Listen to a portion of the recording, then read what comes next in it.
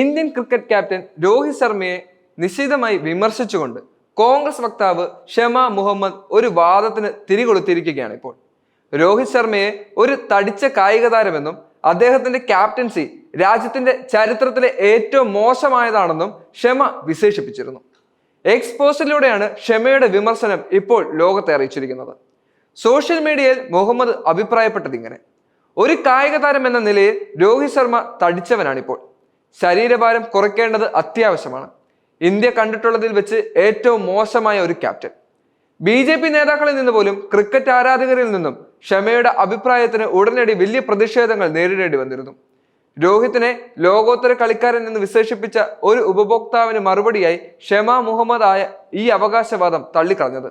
Sachin Tendulkar, Rahul Dravid, MS Dhoni, Virat Kohli, Kapil Dev തുടങ്ങിയ Indian ക്രിക്കറ്റിലെ അധിപന്മാരുമായി താരതമ്യപ്പെടുത്തുമ്പോൾ അദ്ദേഹത്തിന്റെ പാരമ്പര്യത്തെ ചോദ്യം ചെയ്തു. അദ്ദേഹത്തിന്റെ മുൻഗാമികളുമായി താരതമ്യം ചെയ്യുമ്പോൾ ലോകോത്തരമായി എന്താണ് അദ്ദേഹം ചെയ്യുന്നത്? അദ്ദേഹം ഒരു ശരാശരി ക്യാപ്റ്റൻ മാത്രമാണ്. അതുപോലെ തന്നെ ഇന്ത്യയുടെ ക്യാപ്റ്റനാകാൻ ഭാഗ്യം ലഭിച്ച ഒരു ശരാശരി കളിക്കാരനുമാണ്, അവർ എഴുതി. ഷമ മുഹമ്മദിന്റെ പരാമർശത്തെ BJP വളരെ പെട്ടെന്ന് തന്നെ അപലപിക്കുകയും ചെയ്തു. കോൺഗ്രസ് നടത്തുന്നത് ബോഡി ഷേമിംഗ് ആണെന്ന് തന്നെ അവർ പറയുകയും ചെയ്തു. ലോകകപ്പ് ജേതാവിനെ അനാദരിച്ചുവെന്നും അവർ ആരോപിച്ചു. കോൺഗ്രസുമായുള്ള ബന്ധം വിച്ഛേദിച്ച് BJPയിൽ ചേർന്ന BJP നേതാവ് രാധിക ഖേരെ തന്റെ മുൻ പാർട്ടി പതിറ്റാണ്ടുകളായി അത്ലറ്റുകളെ അപമാനിക്കുന്നുവെന്നും ആരോപിച്ചിട്ടുണ്ട്. പതിറ്റാണ്ടുകളായി കായിക താരങ്ങളെ അപമാനിക്കുകയും അവർക്ക് അംഗീകാരം നിഷേധിക്കുകയും ചെയ്ത അതേ കോൺഗ്രസ് തന്നെയാണോ ഇപ്പോൾ ഒരു ക്രിക്കറ്റ് ഇതിഹാസത്തെ പരിഹസിക്കാൻ ധൈര്യപ്പെടുന്നത്? സ്വജനപക്ഷത്തിൽ നിന്നും വളരുന്ന പാർട്ടി സ്വയം സൃഷ്ടിച്ച ഒരു ചാമ്പ്യനെയാണോ നിങ്ങൾ പ്രസംഗിക്കുന്നത്? രേഖ ചോദിച്ചു. രോഹിത് ശർമ്മയെ ഇന്ത്യയെ ലോകകപ്പ് വിജയത്തിലേക്ക് നയിച്ചപ്പോൾ സ്വന്തം പാർട്ടിയെ കുഴപ്പത്തിലേക്ക് നയിക്കാതെ കൈകാര്യം ചെയ്യാൻ കോൺഗ്രസ് പാടുപെടുന്നുവെന്ന് പറഞ്ഞുകൊണ്ട് രാഹുൽ ഗാന്ധിയെ രാധിക ഖേര വിമർശിച്ചു.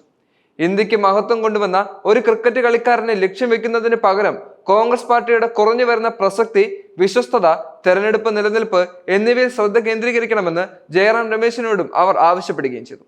ഇന്ത്യയുടെ അഭിമാനത്തെ വില കുറഞ്ഞ വെടിയുതിർക്കുന്നതിന് മുമ്പ് കോൺഗ്രസ് സ്വന്തം മുങ്ങിക്കൊണ്ടിരിക്കുന്ന കുടുംബവാഴ്ചയെക്കുറിച്ച് വിഷമിക്കണം, അവർ പറഞ്ഞു.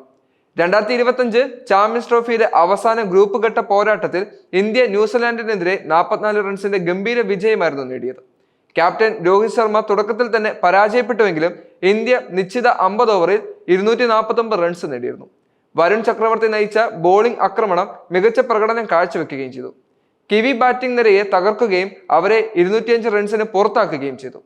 വിജയത്തോടെ ഇന്ത്യ സെമി ഫൈനലിലേക്ക് പ്രവേശിക്കുകയും ചെയ്തു. മാർച്ച് 4 നടക്കുന്ന ഏറ്റവും വലിയ പോരാട്ടത്തിൽ അവർ ഓസ്ട്രേലിയയാണ് നേരിടുന്നത്. വളരെ അധികം ആരാധകരാണ് ഓസ്ട്രേലിയയും ഇന്ത്യയും തമ്മിലുള്ള കളി കാണാൻ വേണ്ടി കാത്തിരിക്കുന്നത്.